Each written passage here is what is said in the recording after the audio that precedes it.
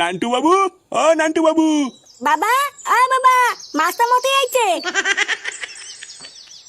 এ কি স্যার আপনি? দেখো ফুটো, তোমার ছেলেকে আমি আর স্কুলে রাখতে পারবো না। এত বাজে শিক্ষা দিয়েছে তোমার ছেলেকে যে আর পাঁচটা ভদ্র ছেলেপেলের সাথে তোমার ছেলেকে রাখা যাবে না। কেন স্যার, ফাটা আবার কি করেছে? আবার জিজ্ঞাসা করছো কি করেছে? স্কুলের আর পাঁচটা ছেলেপেলেকে তাদের মা বাবা তুলে খিস্তি খাস্তা করেছে। মানে এত বাজে মুখের ভাষা যে আমি আর বলে বোঝাতে পারবো না। এমনকি ও আমাকে পর্যন্ত ক্লাস ভর্তি ছেলেপেলের সামনে খানকি ছেলে বলেছে। তুদিন ভাই, আমি তো এমনি এমনি বলেছি নাকি? জানো বাবা, মাস্টার মশাই তোমাকে বাঞ্চত বলেছে, তাই আমি মাস্টার মশাইকে খিস্তি মেরে দিয়েছি। এইসব কি বলছিস তুই? আমি তোর বাবাকে খিস্তি মেরেছি? মাননি, এখন মিথ্যে কথা বলতো তাই না? লেওড়া তোমার কি বড় ছেলে, কি মিথ্যে কথা বলে? না না ফুটো, এই ছেলেকে আমি আর স্কুলে নিতে পারবো না। এইসব কি বলছেন স্যার? আমার ছেলের ভবিষ্যৎটা নষ্ট হয়ে যাবে তো। আরে না, ওর ভবিষ্যৎ আর কি নষ্ট হবে? আগের থেকে ভবিষ্যতের পুঙ্গা মারা হয়ে গেছে। এত ঢ্যামনা ছেলেকে আমি আমার স্কুলে নিতে পারবো না। তুমি অন্য কোনো স্কুলে তোমার ছেলেকে ভর্তি করিও।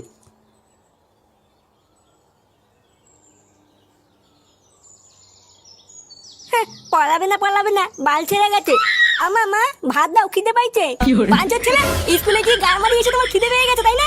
চোরের বাচ্চা, মাস্টার মশাই বাড়ির উপরে এসে নালিশ করে যায়। আজ থেকে তোর খাওয়া আমি শাটার মধ্যে ঢুকাবো। দাঁড়া, চলো, আজকে যদি এই চোদনাকে তুমি খেতে দাও তাহলে তোমার গোষ্ঠীর গান মেরে দেবো বলে দিলাম।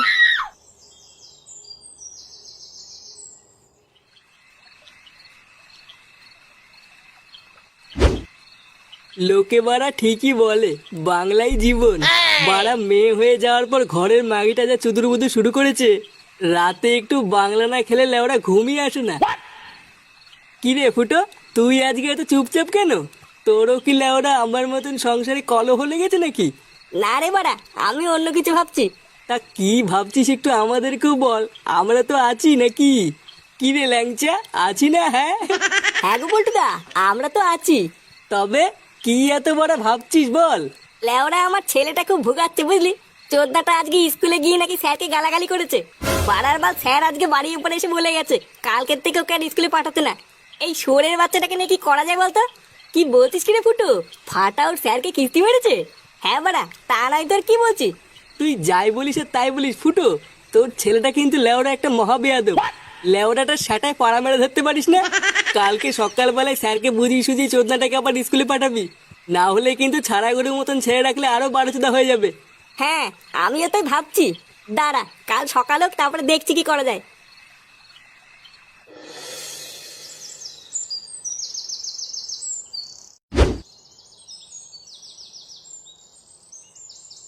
নান্টু বাবু, ও নান্টু বাবু, নান্টু বাবু, বেরিয়ে আসুন লেওড়া।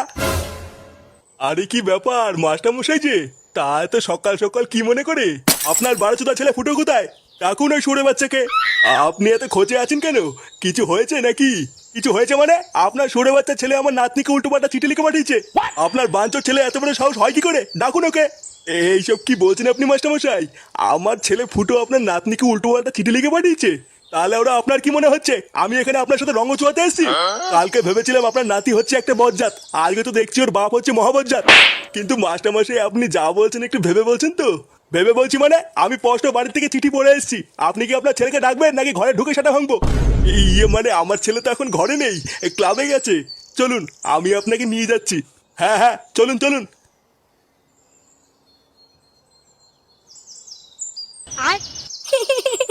চিঠিটা তাহলে ঠিক জায়গায় গেছে। হ্যাঁ, লেওরা ধামনা বাপ আমাকে অজ্ঞান করে কালকে স্কুলে পাঠানো।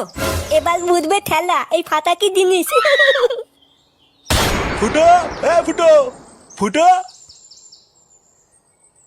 এ কি বাবা, তুমি এখানে? এই বাঞ্চের ছেলে, তুই আমার নাতনিকে কি লিখেছিস? চোরের বাচ্চা, তোর এত বড় সাহস! এই কি লিখেছি মানে? আমি আবার কি করলাম? কি লিখেছিস বাঞ্চদ? তুই নাকি মাস্টারমশাই নাতনির সাথে অন্ধকারে পক পক করতে চাস? ঘরে বউ থাকতে তুই মাস্টারমশাই নাতনির নামে এসব চিঠি লিখেছিস? আমি অন্ধকারে পক পক করতে চাই? আমি কখন লিখলাম? চোদনা হরি, কখন লিখলি মানে? আজ সকালে লিখেছিস? এই মেরেছে, আমি এইসব লিখিনি। এইসব মিথ্যে কথা। মিথ্যে কথা চুদির ভাই। ছেলে